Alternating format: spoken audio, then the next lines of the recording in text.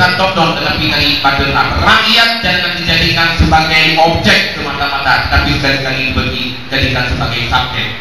Rakyat sebagai berencana, pengawas dan menikmati hasil pembangunan di negeri kita ini.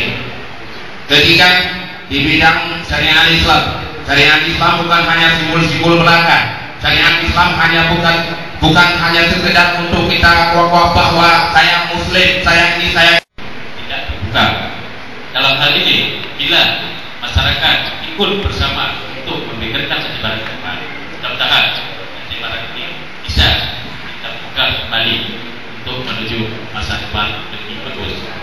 Dan dari segala hal, sektor pendidikan di sini sangat kita sayangkan.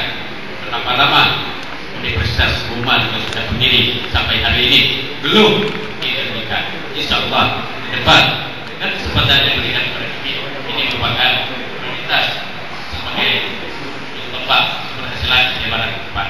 Dengan ilmu yang dimiliki oleh generasi tersebut, mudah-mudahan Aceh Barat bermanfaat bagi generasi tersebut.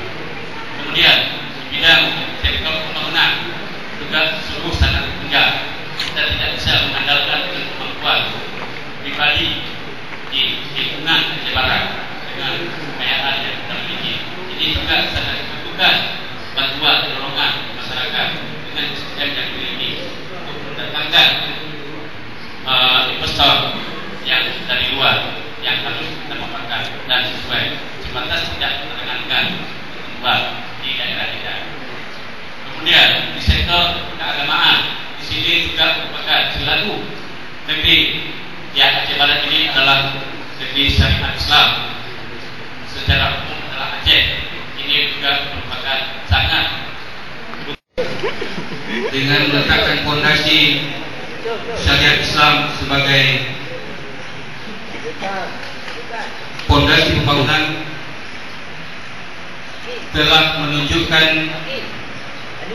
hasil yang sangat menggembirakan. Partisipasi masyarakat tumbuh, terlibat dalam pembangunan, dan inilah yang diharapkan bahwa pemimpin Aceh Barat ke depan adalah pemimpin yang benar-benar merakyat bersama rakyatnya, dekat dengan rakyat.